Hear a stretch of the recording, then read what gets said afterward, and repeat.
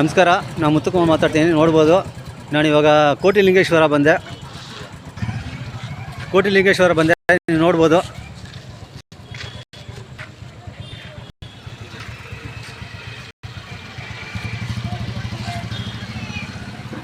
ಇದೇ ಎಂಟ್ರೆನ್ಸು, ಈ ಕಡೆ ಇರೋದು. ಸಮೀರು ಶ್ರೀನಾಥ್ ಅಂತ ನೀವು ಇಲ್ಲೇನಾ? ಇದೇ ಸ್ಥಳ ಗ್ರಾಮಸ್ಥರು ನಾವು. ಹೌದಾ?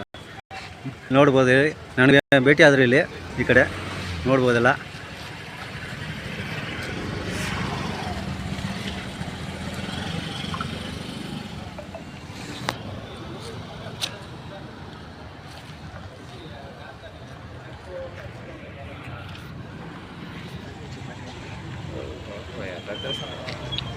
ಕೇಳಿ ಹೇಳ್ತೀವಿ ಸರ್. ಹೆಂಗೆ ಸರ್ ಇದು ಕೋಟಿಲಿಂಗೇಶ್ವರ? ಕೋಟಿಲಿಂಗ ಅನ್ನೋದು ನಮ್ಮ ಭಾರತ ದೇಶದಲ್ಲೇ ಒಂದು ಪ್ರಸಿದ್ಧಿ ಪಡೆದಂಥ ಸ್ಥಳ ಇದು. ಇಲ್ಲಿ ವಿಶೇಷ ಏನಂತಂದರೆ, ದೇಶದಲ್ಲಿ ಅತಿ ಎತ್ತರವಾದಂಥ ಒಂದು ಲಿಂಗವನ್ನು ಪ್ರತಿಷ್ಠಾಪನೆ ಮಾಡಿರೋಂಥದ್ದೇ ಈ ಕ್ಷೇತ್ರದ ವಿಶೇಷ. ಅದರ ಜೊತೆಗೆ ಎಲ್ಲ ಹಿಂದೂ ದೇವರುಗಳ ಎಲ್ಲ ದೇವರುಗಳು ಕೂಡ ಇಲ್ಲಿರೋಂಥದ್ದು ವಿಶೇಷ. ಏನಂತಂದರೆ ಕೋಟಿಲಿಂಗಗಳಿರೋದು ಇಲ್ಲಿನ ವಿಶೇಷ. ಅದರಲ್ಲಿ ಇವತ್ತಿನ ವಿಶೇಷ ಏನಂತೆ, ನಮ್ಮ ಟ್ರಾವಲ್ ಕುಮಾರ್ ಅವರು ಸೈಕಲ್ ಮುಖಾಂತರ ಇಡೀ ದೇಶವನ್ನು ಸುಮಾರು ನಾವು ವಿಡಿಯೋ ಮಾಡೋದಕ್ಕೆ ಮುಂಚೆ ಅವ್ರ ಜೊತೆ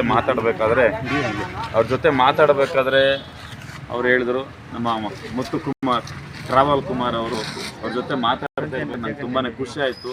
ದೇಶದಲ್ಲಿ 35,000 ಕಿಲೋಮೀಟರನ್ನು ಬರೀ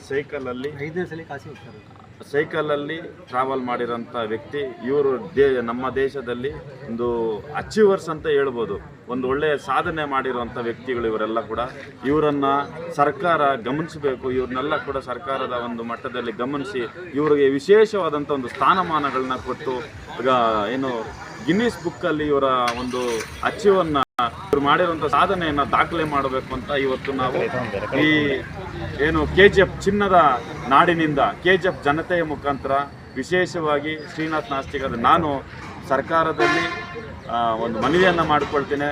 ನಮ್ಮ ಕರ್ನಾಟಕ ರಾಜ್ಯದವರು ನಮ್ಮ ಕರ್ನಾಟಕದ ಹೆಮ್ಮೆಯನ್ನು, ನಮ್ಮ ಕನ್ನಡ ಭಾಷೆಯನ್ನು, ನಮ್ಮ ನೆಲ ಜಲ ನುಡಿ ಎಲ್ಲವನ್ನು ಕೂಡ ಇಡೀ ದೇಶ ವ್ಯಾಪ್ತಿಯಲ್ಲಿ ಇವರು ಪ್ರಚಾರ ಮಾಡ್ತಾ ಇದ್ದಾರೆ. ಜೊತೆಗೆ ನೋಡಿ, ಭಾರತ ಧ್ವಜದೊಂದಿಗೆ ನಮ್ಮ ದೇಶದ ಹೆಮ್ಮೆಯಾದಂಥ ನಮ್ಮ ತ್ರಿವರ್ಣ ಧ್ವಜವನ್ನು ಇವರು ಹಾಕಿಕೊಂಡು ಸೈಕಲ್ನಲ್ಲಿ ಇಡೀ ದೇಶವನ್ನು ಸುತ್ತಾಡ್ತಾ ಇರೋದನ್ನು ಗಮನಿಸಿದ್ರೆ, ಒಬ್ಬ ದೇಶಭಕ್ತರಾಗಿ ಈ ದೇಶದ ಒಂದು ಇತಿಹಾಸವನ್ನು ಇವರ ಒಂದು ಯೂಟ್ಯೂಬಲ್ಲಿ ನೀವು ಕಾಣ್ಬೋದು.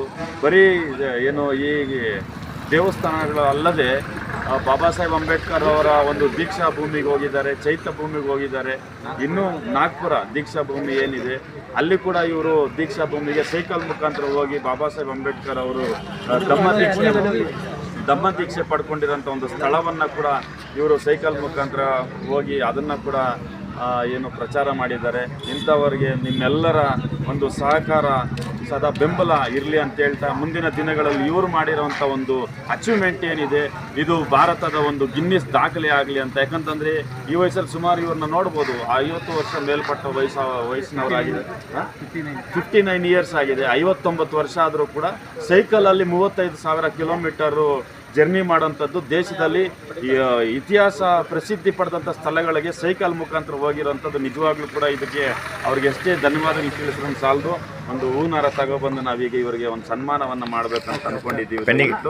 ಗ್ರಾಮಕ್ಕೆ ಬಂದಿರೋವಂಥ ಒಂದು ಹಿನ್ನೆಲೆಯಲ್ಲಿ ಅವು ಕಂಸಂದ್ರ ಗ್ರಾಮ ಅನ್ನೋದಕ್ಕಿಂತ ಚಿನ್ನದ ನಾಡು, ಕೋಲಾರ ಜಿಲ್ಲೆ ಚಿನ್ನದ ನಾಡು.